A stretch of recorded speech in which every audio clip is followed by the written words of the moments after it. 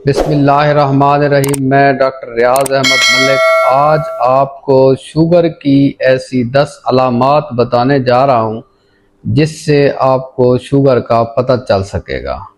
पहल तो मैं ये बताऊँ कि शुगर कहते किसको हैं और इसकी कितना लेवल हो तो हम बोलेंगे कि इस बंदे को जो है ना शुगर है। शुगर किस टाइम पे चेक करते हैं? पहली बात तो ये है कि शुगर हमेशा निहार मुंह चेक की जाती है।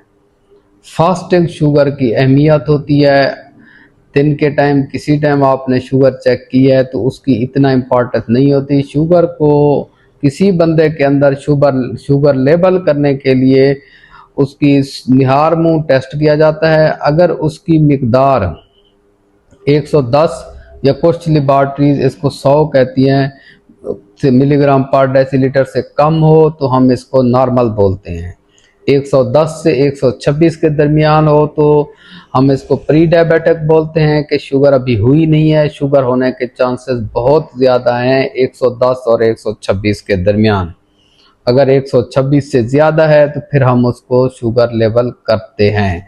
लेकिन ये एक दिन की रीडिंग के ऊपर कभी भी हम जो है ना शुगर लेवल नहीं करते। उसके लिए एट लीस्ट जो है ना 3 दिन का शुगर टेस्ट होना चाहिए निहार मुंह, तब जाके हम उसको शुगर लेवल करते हैं और उसके साथ बाकी अलामात को देखते हैं।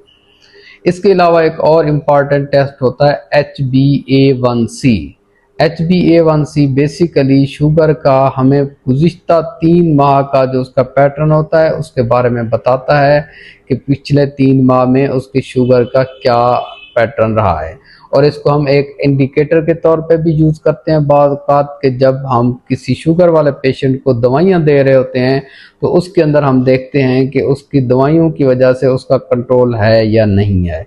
तो HbA1c की अगर लेवल की बात की जाए तो उसका अगर लेवल 5.7 से नीचे 5.7% से नीचे है तो हम इसको नॉर्मल बोलते हैं। अगर 5.7 से 6.4% हो तो हम इसको प्री डायबिटिक बोलते हैं। जिस तरह वहाँ पे 110 से लेके 126 प्री डायबिटिक था, यहाँ पे 5.7 से 6.4% जो है ना HbA1c लेवल हो तो हम प्री डायबिटिक बोलते हैं। अगर लेवल उसका 6.5% या उससे ज़्यादा हो तो फिर हम उसको डायबिटिक बोलते हैं।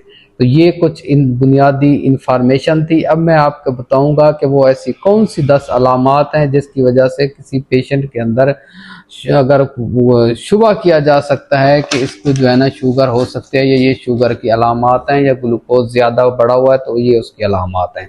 सबसे पहली बात ये है कि हम 3 बोलते हैं पोलीयूरिया, पोलीडिप्सिया, पॉलीफेजिया, पोलीन्यूरोपैथी, 4 पीज होती हैं। तो इसका मतलब ये है कि बंदा पानी ज़्यादा से ज़्यादा पानी पी रहा होगा और पेशाब बार बार कर रहा होगा। रात को उठ के उसको बार बार पेशाब करना पड़ेगा, पानी ज़्यादा इस्तेमाल कर रहा होगा, प्यास ज़्यादा लग रही होगी, उसके अलावा उसको भूख ज़्यादा लगेगी। वो खाना खा रहा होगा लेकिन उसकी भूख जो है ना वो ख़त्म नहीं होगी, उसको भूख ज़्यादा लग रही होगी।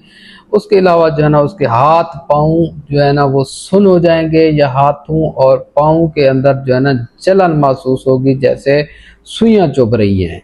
इसको हम पोलीन्यूरोपैथी बोलते हैं। इसके अलावा जो है ना उसको शदीद थकावट महसूस होगी, आंखों के आगे जो है ना धुंधलापन नज़र आएगा। ज़ख़म अगर कहीं पे हो जाएगा तो ज़ख़म फिर ठीक होने का नाम नहीं लेगा। और ऐसा पेशेंट जिसके अंदर शुगर ज़्यादा है तो उसके अंदर ज़ख़म बार बार हो रहे होंगे, वज़न कम हो रहा होगा। और ये कुछ अलामात हैं जिसकी बुनियाद पे हम शुगर वाले पेशेंट को जो है ना पिक कर सकते हैं। इसके अलावा अगर खुदा न खास्ता किसी पेशेंट को शुगर है और वो नॉन पेशेंट है शुगर का, तो उसके अंदर एक और शदीद किस्म की जब शुगर ज़्यादा हो जाएगी तो उसके मुंह से जो है ना स्मेल आएगी और उसके जो यूरिन है उसमें से, पेशाब में से भी कीटोन्स का लेवल ज़्यादा होगा। Thank you very much.